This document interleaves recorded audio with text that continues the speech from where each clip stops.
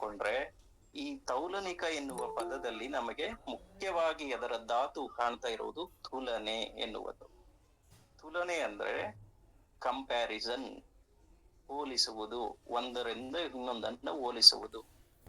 ತುಲನೆ ತುಲನೆ ತೌಲನಿಕ, ತೌಲನಿಕತೆ, ಈ ಮೂರು ಅಂಶಗಳೇನಿದಾವೆ ಈ ತೌಲನಿಕ ಸಾಹಿತ್ಯದಲ್ಲಿ ಈ ತೌಲನಿಕ ಎಂಬ ಅಂದ್ರೆ ಈ ಪದದ ಸುತ್ತ ಇರುವ ಇನ್ನು ಬೇರೆ ಬೇರೆ ರೂಪಗಳು. ತುಲನೆ ನಾನು ಹೇಳಿದ ಹಾಗೆ ಕಂಪ್ಯಾರಿಸನ್, ಆ ತುಲನೆಗೆ ಸಂಬಂಧಿಸಿದ್ದು, ಆ ಕಂಪ್ಯಾರಿಸನ್ಗೆ ಸಂಬಂಧಪಟ್ಟಿದ್ದು ತೌಲನಿಕ.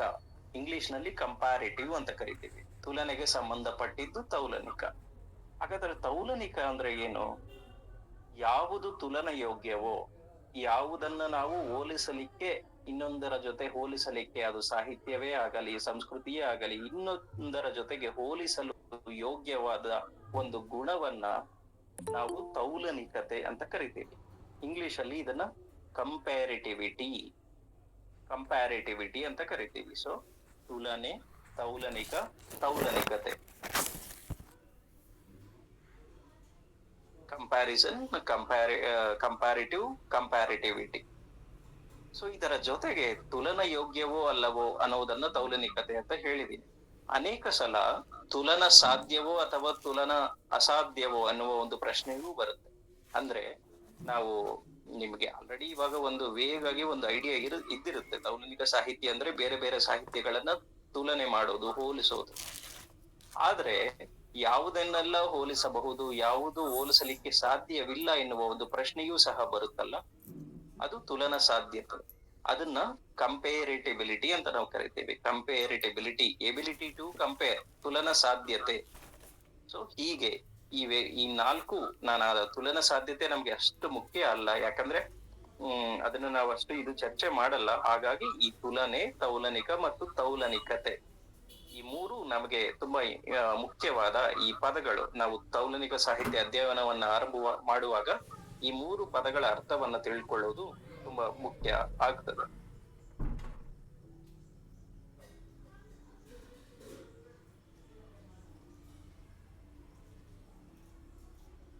ನಂತರ ತೌಲನಿಕ ಸಾಹಿತ್ಯವು ಕಾಲ, ದೇಶ, ಭಾಷೆ, ಪ್ರಕಾರನಿಷ್ಠ ಸಾಹಿತ್ಯವಲ್ಲ.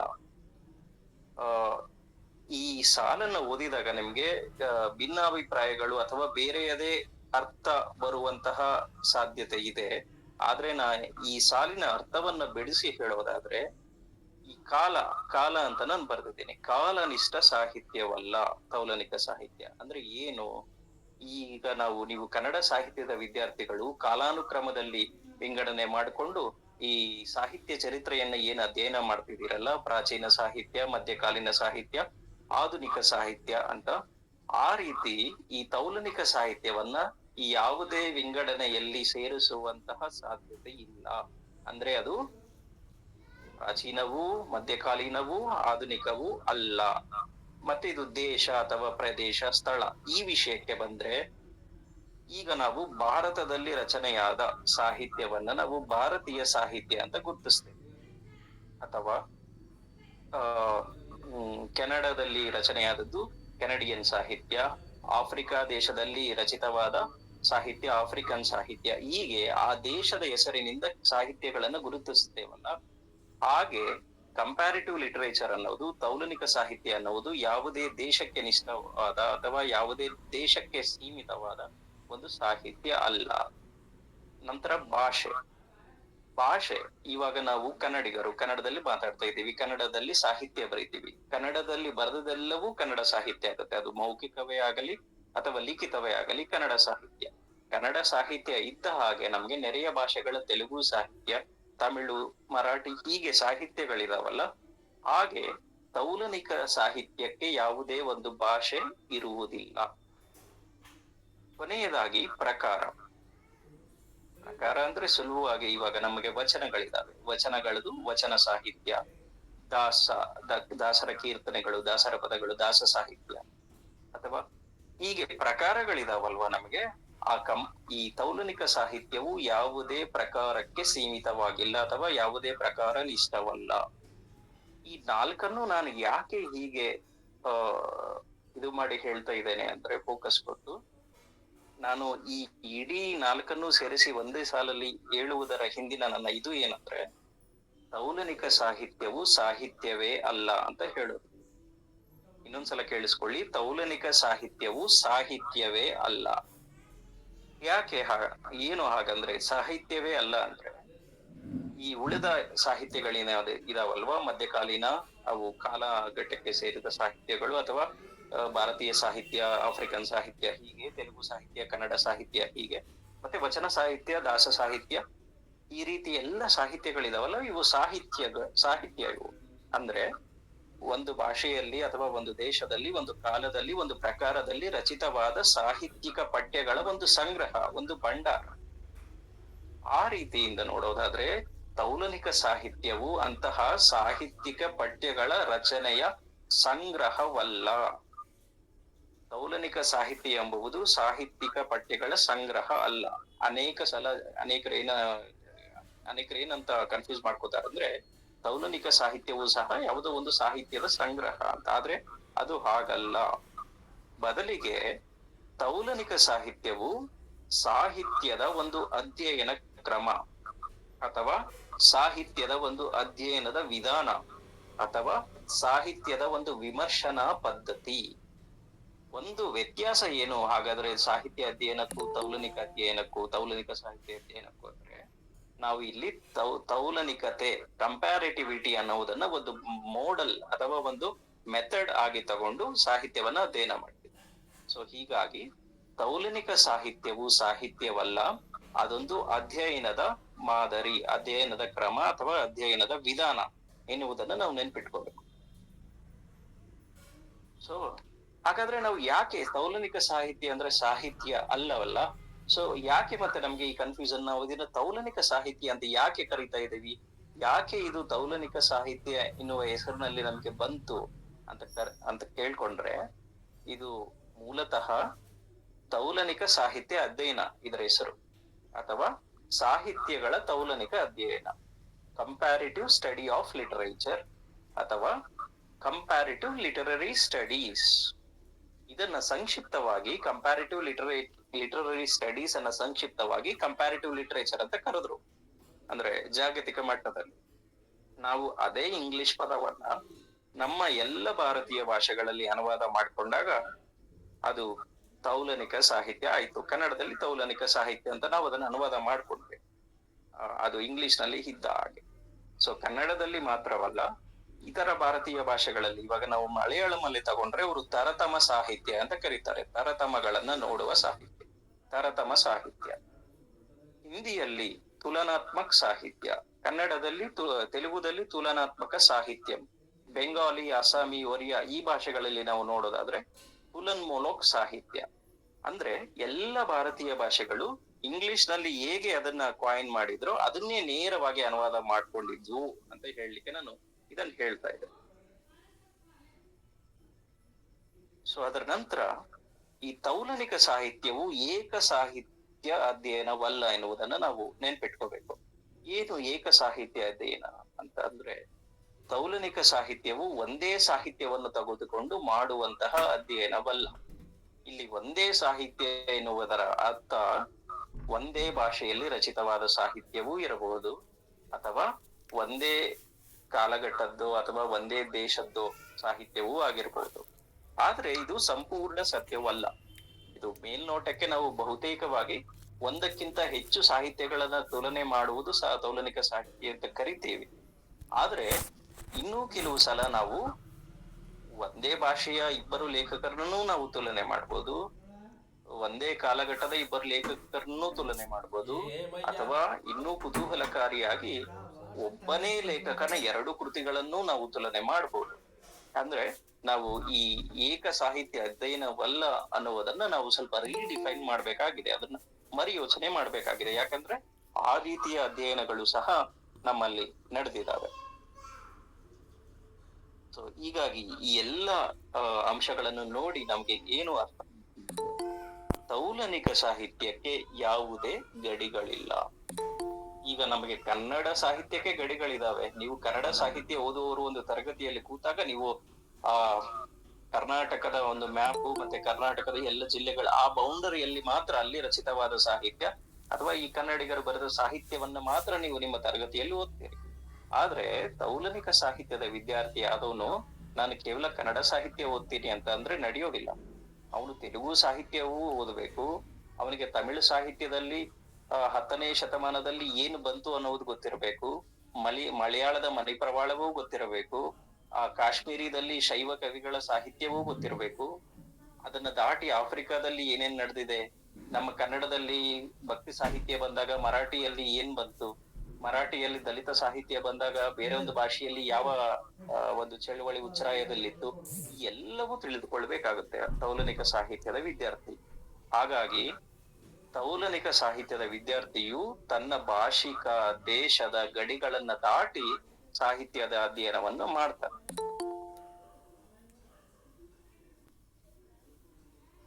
ಸೊ ಹೀಗಾಗಿ ತೌಲನಿಕ ಸಾಹಿತ್ಯಕ್ಕೆ ಯಾವುದೇ ಗಡಿಗಳು ಇಲ್ಲದ ಕಾರಣ ತೌಲನಿಕ ಸಾಹಿತ್ಯವು ಒಂದು ಅಂತರ್ಶಿಸ್ತೀಯವಾದ ಅಧ್ಯಯನ. ಅಂತರ್ಶಿಸ್ತೀಯ ಅಂದ್ರೆ ಬೇರೆ ಬೇರೆ ಶಿಸ್ತುಗಳನ್ನ ಸೇರಿಸಿ ಬೇರೆ ಬೇರೆ ಶಿಸ್ತುಗಳನ್ನ ಅನುಸಂಧಾನಗೊಳಿಸಿ ಮಾಡುವ ಒಂದು ಅಧ್ಯಯನ. ಬೇರೆ ಬೇರೆ ಶಿಸ್ತುಗಳು ಅಂತ ಅಂದ್ರೆ ನೀವು ಇವಾಗ ಸಾಹಿತ್ಯವನ್ನು ಮತ್ತು ಇತಿಹಾಸವನ್ನು ಸೇರಿಸಿ ಅಧ್ಯಯನ ಮಾಡೋದು ಅಥವಾ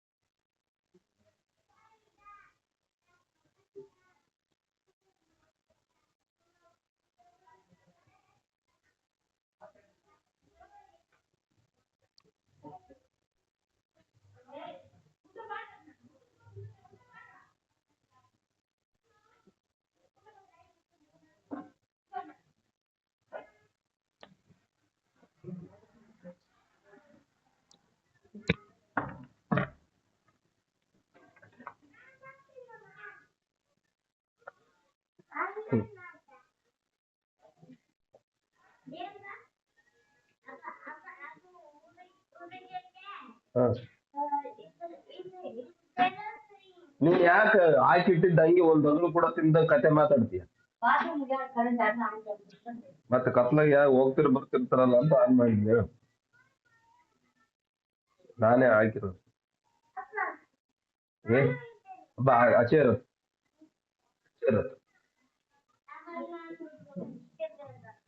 ಸುಮ್ಮನೆ ಕುತ್ಕೋಬೇಕ, ಸುಮ್ಮನೆ ಕುತ್ಕೋಬೇಕ, ಈಗ ಮಾತಾಡಂಗಿಲ್ಲ.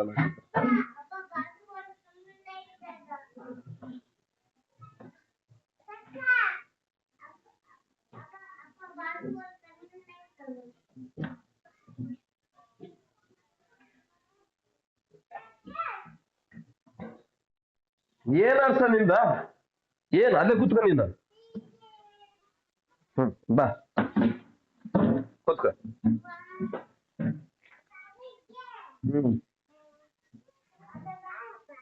ಈಗಿನ ತಾನ ಇಡಂತಂದೆ, ಅಷ್ಟೊತ್ತಿಗೆ ಬೇಡ ಅಂದ್ರೆ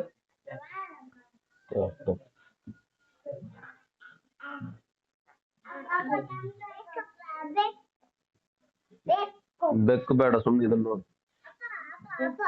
ಈಗ ಅಪ್ಪ ಅಮ್ಮ ಅಪ್ಪ ಅಪ್ಪ ಅಂದ್ಕೊಂಡು ತಿಂದಿದ್ಯಾ ಫಸ್ಟ್ ಒಂದ್ ಅಗಳು ಮುಟ್ಟಿದ್ಯಾ ನೀನು? ತಿಂದ್ರೆ ತಿಂದಿಲ್ಲ ಅಂದ್ರೆ ತಿಂದಂಗ ಹಂಗೆ ಇವತ್ತಿರು ನೋಡ್ತೀನಿ ನಾನು. ಅಷ್ಟು ಮಾತ್ರ ತಿನ್ನು, ಇಲ್ಲಾಂದ್ರೆ ಬಿಡು. ಎಲ್ಲೇ ನಿಂದು ಕರಡಿ ಅಲ್ಲೇ ಐತಲ್ಲ ಪೆಪ್ಪ ಪೆಗ್ ನಿಂದು. ನಿನ್ ಟಿವಿ ಐತಲ್ಲ ಬಂಗಾರ, ನೀನ್ ದೊಡ್ಡ ಮಮತ ಟಿವಿ ಬಿಟ್ರೆ ನೀನ್ ಇದು ಮಾಡ್ತೀನಿ ನಮ್ಮ ಬಂದು.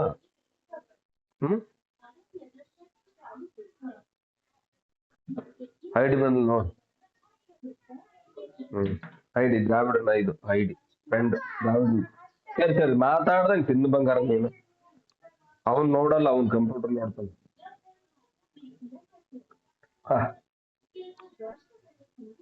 ಹಾ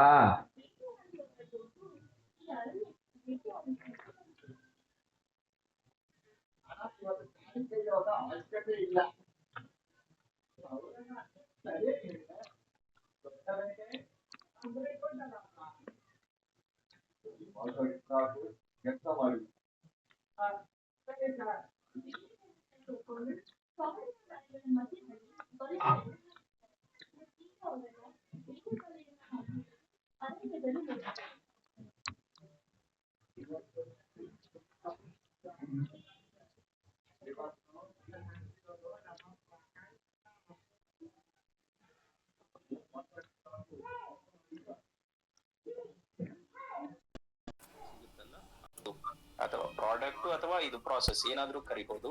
ಈ ಸಾಮಾನ್ಯ ಸಾಹಿತ್ಯ, ಜನರಲ್ ಲಿಟರೇಚರ್, ಇದನ್ನ ಪ್ರತಿಪಾದಿಸಿದವರು ಫ್ರೆಂಚ್ ತುಲನ ತಜ್ಞ ಪೌಲ್ ವಾನ್ ಟೈಮ್ ಅಂತ. ಪೌಲ್ ವಾನ್ ಟೈಹೆಮ್ ಅಂತ ಅವನ ಹೆಸರು. ಅವನು ಸಾಮಾನ್ಯ ಸಾಹಿತ್ಯವನ್ನ ಪ್ರತಿಪಾದನೆ ಮಾಡ್ತಾನೆ.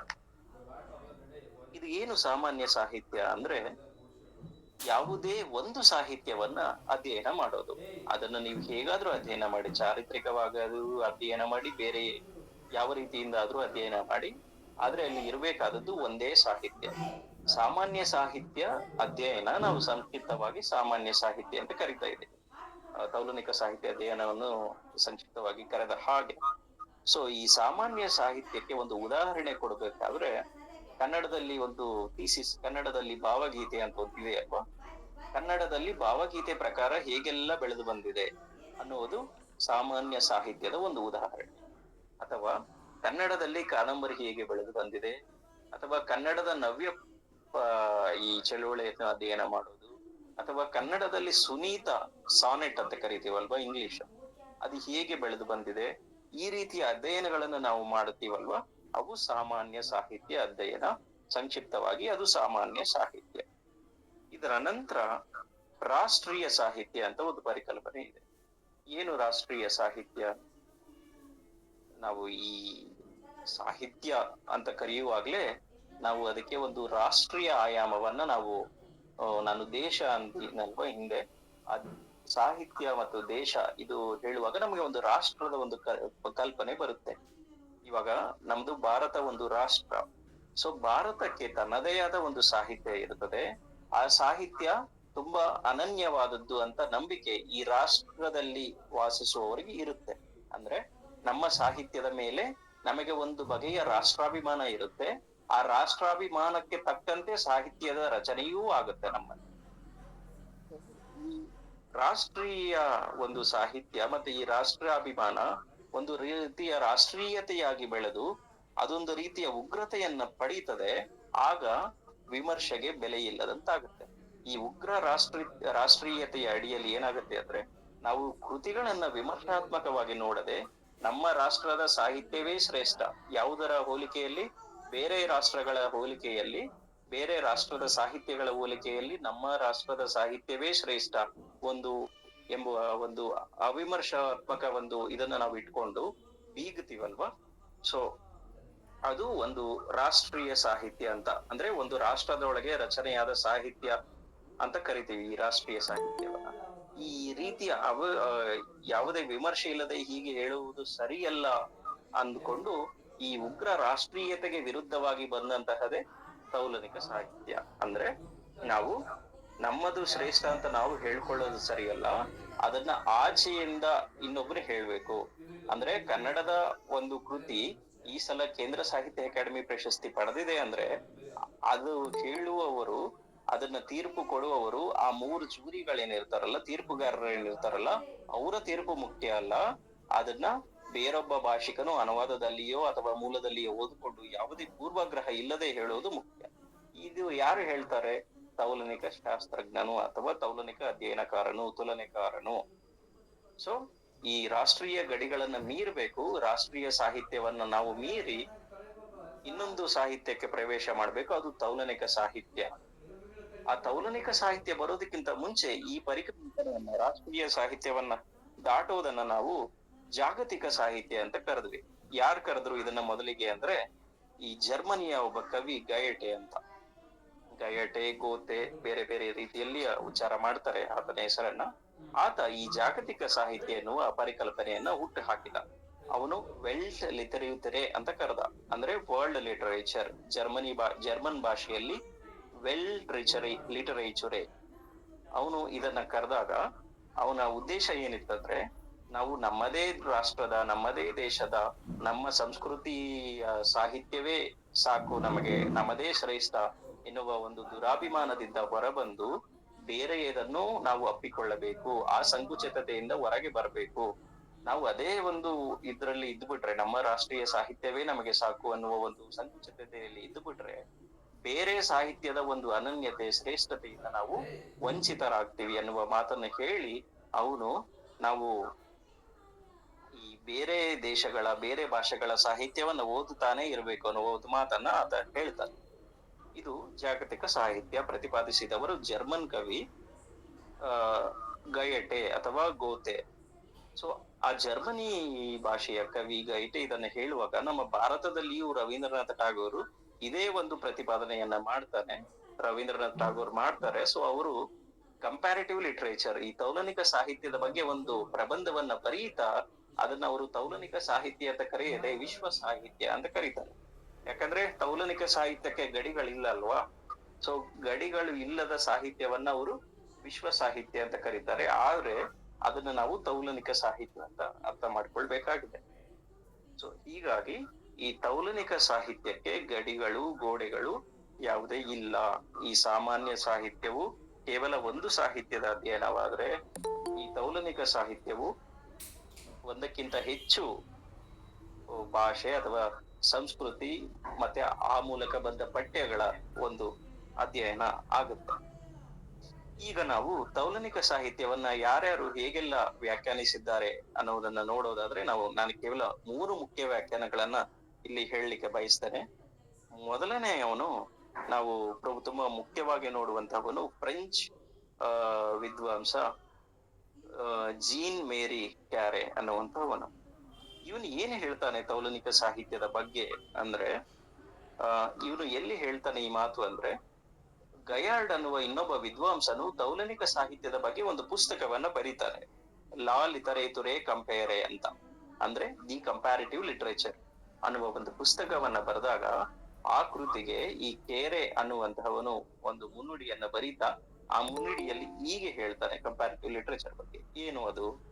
ತೌಲನಿಕ ಸಾಹಿತ್ಯವು ಸಾಹಿತ್ಯ ಚರಿತ್ರೆಯ ಭಾಗವಾಗಿದ್ದು ಬೇರೆ ಬೇರೆ ಭಾಷೆಯ ಲೇಖಕರ ಕೃತಿಗಳ, ಅವರ ಮೇಲಿನ ಪ್ರಭಾವದ ಖಚಿತ ಆಕರಗಳ ಮತ್ತು ಜೀವನಗಳ ನಡುವಿನ ಅಂತಾರಾಷ್ಟ್ರೀಯ ಸಂಬಂಧಗಳ ಅಧ್ಯಯನವಾಗಿದೆ. ಏನ್ ಹೇಳ್ತಾ ಇದ್ದಾನೆ ಇವನು ಕ್ಯಾರೆ ಅಂದ್ರೆ, ಮೊದಲನೆಯದಾಗಿ ಅವನು ಸಾಹಿತ್ಯವನ್ನ, ತೌಲನಿಕ ಸಾಹಿತ್ಯವನ್ನ ಈ ಸಾಹಿತ್ಯ ಚರಿತ್ರೆಯ ಒಂದು ಭಾಗ ಅಂತ ಕರೀತಾ ಇದ್ದಾನೆ. ಅದು ನಿಜವೋ, ಅದು ಸರಿಯೋ ತಪ್ಪೋ ಅನ್ನುವ ಪ್ರಶ್ನೆ ಆಮೇಲೆ. ಬಟ್ ಅವನು ಕರೆದಿದ್ದು, ನಾವು ಈ ಲಿಟರರಿ ಹಿಸ್ಟರಿ ಅಂತ ಏನ್ ಕರಿತೀವಿ, ಸಾಹಿತ್ಯ ಚರಿತ್ರೆ, ಆ ಸಾಹಿತ್ಯ ಚರಿತ್ರೆಯಲ್ಲಿ ಒಂದು ಭಾಗ ತೌಲನಿಕ ಸಾಹಿತ್ಯವು ಅನ್ನುವುದನ್ನ ಇವನು ಹೇಳ್ತಾನೆ.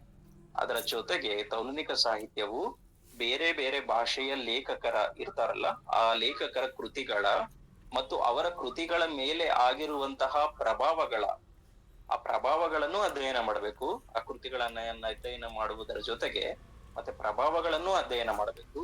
ಮತ್ತೆ ಪ್ರಭಾವಗಳನ್ನ ಅಧ್ಯಯನ ಮಾಡುವಾಗ ಆ ಪ್ರಭಾವಗಳು ಎಲ್ಲಿಂದ ಬಂದವು, ಆ ಪ್ರಭಾವಗಳ ಮೂಲ ಏನು, ಆ ಪ್ರಭಾವಗಳ ಆಕಾರ ಏನು, ಅವುಗಳನ್ನ ಶೋಧಿಸುವುದು ಸಹ ಈ ತೌಲನಿಕ ಸಾಹಿತ್ಯದ ಕಾಳಜಿ ಆಗಿರುತ್ತೆ ಅಂತ ಇವನು ಹೇಳ್ತಾ ಇದ್ದಾನೆ. ಪ್ರಭಾವಗಳ ಖಚಿತ ಆಕಾರಗಳ ಶೋಧ ಜೊತೆಗೆ ಮತ್ತು ಈ ಲೇಖಕರು ಇರ್ತಾರಲ್ಲ ಅವರ ಜೀವನದ ಅಧ್ಯಯನವೂ ಸಹ. ಅಂದ್ರೆ ಆ ಜೀವನದಲ್ಲಿ ಈ ಇಬ್ಬರು ಲೇಖಕರ ನಡುವೆ ಏನಾದ್ರೂ ಸಾಮ್ಯತೆ ಇದ್ರೆ, ಅವರು ಜೀವನದಲ್ಲಿ ಎಂದಾದರೂ ಭೇಟಿಯಾಗಿದ್ದರೆ, ಅವರು ಇವರ ಕೃತಿಯನ್ನು ಓದಿದ್ದಾರೆ, ಇವರು ಇವರ ಕೃತಿಯನ್ನ ಓದಿದ್ದಾರೆ, ಅವರ ಜೀವನ ಶೈಲಿ ಏನು, ಇವರ ಜೀವನ ಶೈಲಿ ಏನು, ಅವರ ಓದಿನ ಹಿನ್ನೆಲೆ ಏನು, ಇವರ ಓದಿನ ಹಿನ್ನೆಲೆ ಏನು, ಈ ಎಲ್ಲವನ್ನು ಅಂದ್ರೆ ಕವಿಯ ಕೃತಿ ಮಾತ್ರವಲ್ಲದೆ ಕವಿಯ ಜೀವನವನ್ನು, ಲೇಖಕನ ಜೀವನವನ್ನು ತುಲನೆಯಾಗಿ ನೋಡುವಂತಹ ಒಂದು ಇದು ಇವನು ತೌಲನಿಕ ಸಾಹಿತ್ಯದ ಬರುತ್ತೆ ಅನ್ನುವುದನ್ನ ಇವನು ಹೇಳ್ತಾನೆ, ಜೀನ್ ಮೇರಿ ಕೇರೆ.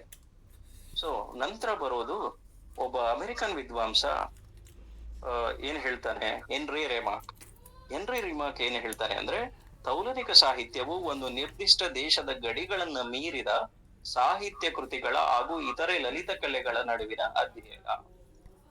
ತೌಲನಿಕ ಸಾಹಿತ್ಯ ಹೇಗಿರ್ಬೇಕು, ಒಂದು ದೇಶದ ಗಡಿಗಳನ್ನ ಮೀರಿರ್ಬೇಕು.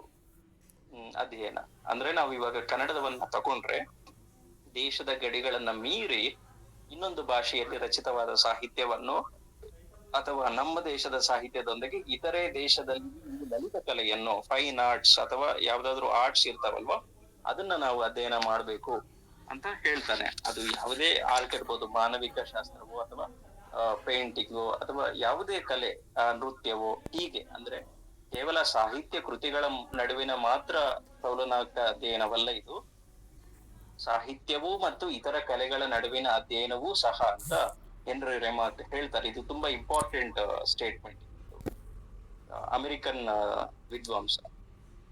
ನಂತರ ಬರುವ ಬ್ರಿಟಿಷ್ ವಿದ್ವಾಂಸೆ, ತುಂಬಾ ತೌಲನಿಕ ಸಾಹಿತ್ಯದಲ್ಲಿ ಮತ್ತು ಭಾಷಾಂತರ ಅಧ್ಯಯನದಲ್ಲಿ ಅಂತಾರಾಷ್ಟ್ರೀಯವಾಗಿ ಖ್ಯಾತಿಯನ್ನ ಪಡೆದಂತಹ ಸೂಸನ್ ಬ್ಯಾಸ್ನೆಟ್ ಏನ್ ಹೇಳ್ತಾರೆ ತೌಲನಿಕ ಸಾಹಿತ್ಯದ ಬಗ್ಗೆ ಅಂದ್ರೆ, ತೌಲನಿಕ ಸಾಹಿತ್ಯವು ಭಿನ್ನ ಸಂಸ್ಕೃತಿಗಳಿಗೆ ಸೇರಿದ ಪಠ್ಯಗಳಲ್ಲಿ ಇರಬಹುದಾದ ಸ್ಥಳ ಕಾಲಾದಿಗಳ ಆಚೆಗಿನ ಸಂಬಂಧಗಳ ಅಧ್ಯಯನ.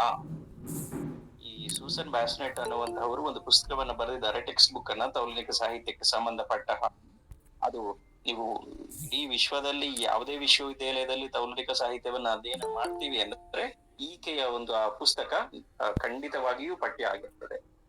ಸೊ ಆ ಪಠ್ಯದಲ್ಲಿ comparative literature A critical introduction ಎನ್ನುವ ಪುಸ್ತಕದಲ್ಲಿ ಬ್ಯಾಸ್ನೆಟ್ ಏನ್ ಹೇಳ್ತಾರೆ ಅಂದ್ರೆ, ಸಾಹಿತ್ಯವು, ತೌಲನಿಕ ಸಾಹಿತ್ಯವು ಭಿನ್ನ ಸಂಸ್ಕೃತಿಗಳಿಗೆ, ಬೇರೆ ಬೇರೆ ಸಂಸ್ಕೃತಿಗಳಿಗೆ ಸೇರಿದ ಆ ಸಾಹಿತ್ಯಿಕ ಪಠ್ಯಗಳೇನಿರ್ತಾವಲ್ಲ, ಆ ಪಠ್ಯಗಳಲ್ಲಿ ಇರುವಂತಹ ಸ್ಥಳ ಕಾಲಗಳ ಆಚೆಗಿನ ಸಂಬಂಧ. ಅಂದ್ರೆ ಅಲ್ಲಿ ಇರುವ ಸ್ಥಳಕ್ಕೆ ನಿರ್ದಿಷ್ಟತೆ ಏನು ಇರೋದಿಲ್ಲ, ಮತ್ತೆ ಕಾಲದ ನಿರ್ದಿಷ್ಟತೆ, ಕಾಲದ ಒಂದು ಇದು ಏನು ಮಿತಿ ಏನು ಇರೋದಿಲ್ಲ. ಅದು ಯಾವುದೇ ಕಾಲದ್ದು ಆಗಿರ್ಬೋದು, ಯಾವುದೇ ಸ್ಥಳದ್ದು ಆಗಿರ್ಬೋದು. ಆ ಸಂಬಂಧಗಳ ಒಂದು ಅಧ್ಯಯನ ಈ ತೌಲನಿಕ ಸಾಹಿತ್ಯ ಅಂತ ಇವರು ಕರೀತಾರೆ, ಸೂಸನ್ ಬ್ಯಾಸ್ನೆಟ್. ಸೊ ಹೀಗೆ ಈ 3 ವ್ಯಾಖ್ಯಾನಗಳನ್ನ ನಾವು ನೋಡಿದ್ವಿ. ಆದ್ರೆ ಈ ಇನ್ನೂ ಅನೇಕ ವ್ಯಾಖ್ಯಾನಗಳಿದಾವೆ, ಆದ್ರೆ ಇವು ತುಂಬಾ ಮುಖ್ಯವಾದ ವ್ಯಾಖ್ಯಾನಗಳು, ಡೆಫಿನಿಷನ್ಸ್ಗಳು ತೌಲನಿಕ ಸಾಹಿತ್ಯಕ್ಕೆ. ಈ ವ್ಯಾಖ್ಯಾನಗಳ ಜೊತೆಗೆ ತೌಲನಿಕ ಸಾಹಿತ್ಯಕ್ಕೆ ವಿರೋಧವೂ ಬಂತು. ಅಂದ್ರೆ ಏನ್ ಹೇಳಿದ್ರು ತೌಲನಿಕ ಸಾಹಿತ್ಯದ ಬಗ್ಗೆ ಇನ್ನು ಉಳಿದ ವಿದ್ವಾಂಸರು ಅಂದ್ರೆ, ಅದರಲ್ಲಿ ಮುಖ್ಯವಾಗಿ ಕಂಡುಬರೋರ್ದು ನಮ್ಗೆ ಇಬ್ಬರು, ಬೆನೆಡಿಕ್ಟೋ ಕ್ರೂಸ್ ಎನ್ನುವ ಒಬ್ಬ ವಿಮರ್ಶಕ, ಇಟಾಲಿಯನ್ ವಿಮರ್ಶಕ, ಜೊತೆಗೆ ಲೀನ್ ಕೂಪರ್ ಎನ್ನುವ ಇನ್ನೊಬ್ಬ. ಬೆನೆಡಿಕ್ಟೋ ಕ್ರೂಸ್ ಅನ್ನೋನು ಏನ್ ಹೇಳ್ತಾನೆ ಅಂದ್ರೆ, ಈ ತೌಲನಿಕ ಸಾಹಿತ್ಯವು ತುಂಬಾ ಶುಷ್ಕವಾದದ್ದು, ಅದು ಒಂದು ಅಧ್ಯಯನ ಕ್ಷೇತ್ರವೇ ಅಲ್ಲ, ಅದೊಂದು ಜ್ಞಾನ ಶಿಸ್ತೇ ಅಲ್ಲ, ಅದು ಒಂದು ನಾವು ಸಾಮಾನ್ಯವಾಗಿ ಸಾಹಿತ್ಯದ ವಿದ್ಯಾರ್ಥಿಗಳು ಹೇಗೆ ಅಧ್ಯಯನ ಮಾಡ್ತೀವೋ ಅದು ಒಂದು ಅಧ್ಯಯನದ ಇದು ಅಷ್ಟೇ, ಅದಕ್ಕೆ ಯಾವುದೇ ವಿಶೇಷತೆ ಇಲ್ಲ, ಹಾಗಾಗಿ ಅದನ್ನ ಒಂದು ಬೇರೆ ಜ್ಞಾನ ಶಿಸ್ತಾಗಿ ಪರಿಗಣಿಸಬೇಕಾದ ಅಗತ್ಯ ಇಲ್ಲ ಅಂತ ಹೇಳ್ತಾನೆ. ಅಂದ್ರೆ ಇದನ್ನೆಲ್ಲ ಒಂದು ಬೋಗಸ್ ಅಂತ ಕರೀತಾರೆ. ಲೀನ್ ಕೂಪರ್ ಸಹ ಇಂತಹದ್ದೇ ಒಂದು ವಾದವನ್ನ ತಳೆದು ಇಂತಹದ್ದೇ ಅವನು ಹೇಳ್ತಾನೆ, ಅದು ಕಂಪ್ಯಾರಿಟಿವ್ ಲಿಟರೇಚರ್ಗೆ ಅನಗತ್ಯವಾಗಿ ನೀವು ಅಷ್ಟೆಲ್ಲ ಮಹತ್ವ ಕೊಟ್ಟು ಅದನ್ನ ಒಂದು ಬೇರೆಯ ಒಂದು ಇದಾಗಿ ನೀವು ಇದು ಮಾಡ್ತಾ ಇದ್ದೀರಿ, ಅದಕ್ಕೆ ಅಷ್ಟು ಮಹತ್ವ ಕೊಡ್ಬೇಕಾಗಿಲ್ಲ. ಮತ್ತೆ ಅದು ಸಾಹಿತ್ಯದ ಚರಿತ್ರೆಯ ಒಂದು ಭಾಗವೇ. ಅಂದ್ರೆ ಈ ರೀತಿಯಾಗಿ ಅವನು ಈ ಏನು ಈ ಫ್ರೆಂಚು ಮತ್ತೆ ಅಮೆರಿಕದ ವಿದ್ವಾಂಸರು ಏನು ಈ ಹೊಸ ಒಂದು ಜ್ಞಾನಶಿಸ್ತನ್ನು ಹುಟ್ಟು ಹಾಕುತ್ತಾ ಇರ್ಬೇಕಾದ್ರೆ ಈ ರೀತಿಯ ವಿರೋಧಗಳನ್ನ ಈ ಕೆಲವರು ವಿದ್ವಾಂಸರುಗಳನ್ನು ಮಾಡ್ತಾರೆ ಅನ್ನುವಂಥ. ಈ ತೌಲನಿಕ ಸಾಹಿತ್ಯದ ಉಗಮ ಹೇಗಾಯ್ತು ಅಂತ ಅಂದ್ರೆ, ನಾನು ಇನ್ನೊಂದು 7-8 ನಿಮಿಷದಲ್ಲಿ ಮುಗಿಯುತ್ತೆ. ತೌಲನಿಕ ಸಾಹಿತ್ಯದ ಉಗಮ ಹೇಗಾಯ್ತು ಅಂತ ನೋಡಿದ್ರೆ, ಮೊದಲು ಫ್ರೆಂಚ್ ಭಾಷೆಯಲ್ಲಿ ಇದರ ಉಗಮ ಆಯ್ತು. ಇದು ತುಂಬಾ ಮುಖ್ಯವಾದ, ಇದು ನೀವು ನೋಟ್ ಮಾಡ್ಕೋಬೇಕು. ಫ್ರೆಂಚ್ ಅಲ್ಲಿ ಮೊದಲು ಈ ತೌಲನಿಕ ಸಾಹಿತ್ಯ ಅನ್ನುವುದು ಆ ಈ ಶುರುವಾಯ್ತು ಫ್ರೆಂಚ್ ಭಾಷೆಯಲ್ಲಿ. ಎಲ್ಲಿ ಶುರುವಾಯ್ತು ಫ್ರೆಂಚ್ ಭಾಷೆಯಲ್ಲಿ ಅಂದ್ರೆ, ಕೋರ್ಸ್ ಡೀಕ್ ಲಿಟರೇಚರೆ ಕಂಪೇರೆ ಅನ್ನುವ ಒಂದು ಪುಸ್ತಕ, ಒಂದು ಪಠ್ಯ ಪುಸ್ತಕ ಈ ವಿಶ್ವವಿದ್ಯಾಲಯದ ವಿದ್ಯಾರ್ಥಿಗಳಿಗೆ ಕಲಿಸ್ಲಿಕ್ಕೆ ಇಂಗ್ಲಿಷ್ ಸಾಹಿತ್ಯದ ಅಧ್ಯಯನದ ಅಡಿಯಲ್ಲಿ ಈ ಪುಸ್ತಕವನ್ನು ಇಡ್ತಾರೆ. ಈ ಪುಸ್ತಕದಲ್ಲಿ ಮೊದಲಿಗೆ ಆ ಪದದ ಬಳಕೆ ಆಗುತ್ತೆ.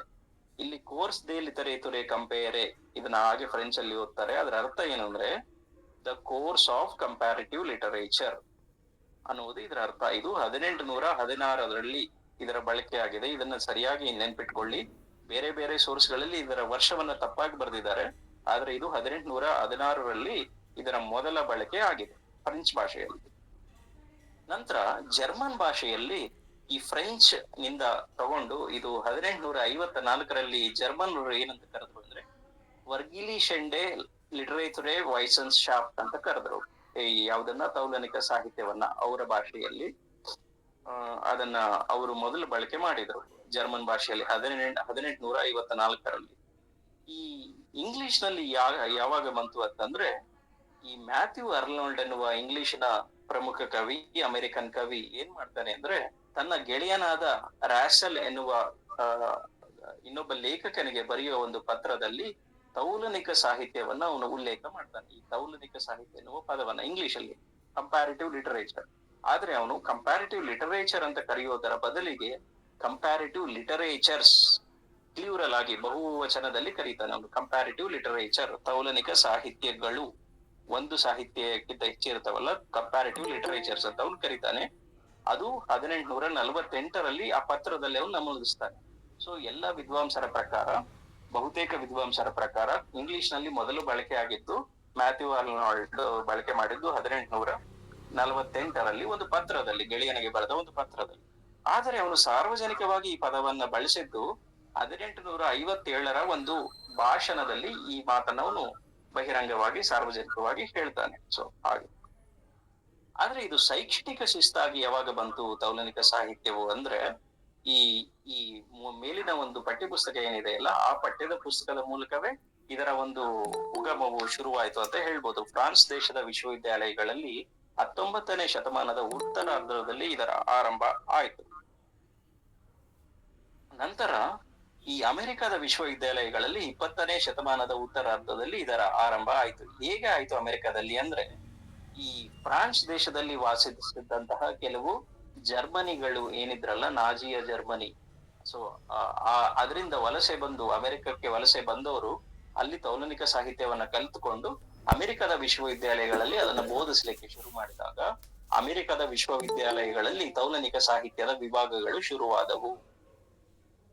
ಮುಂದೆ ಭಾರತದಲ್ಲಿ ಹೇಗೆ ಶುರುವಾಯಿತು ತೌಲನಿಕ ಸಾಹಿತ್ಯ ಅಂದ್ರೆ, ಜಾದವಪುರ ವಿಶ್ವವಿದ್ಯಾಲಯ ಕಲ್ಕತ್ತಾದಲ್ಲಿ ಇರುವಂತಹ ಪಶ್ಚಿಮ ಬಂಗಾಳದ ಕಲ್ಕತ್ತಾದ ಜಾದವಪುರ ವಿಶ್ವವಿದ್ಯಾಲಯದಲ್ಲಿ 1956ರಲ್ಲಿ ತೌಲನಿಕ ಸಾಹಿತ್ಯವೆಂಬ ಒಂದು ವಿಭಾಗವನ್ನ ಶುರು ಮಾಡ್ತಾರೆ.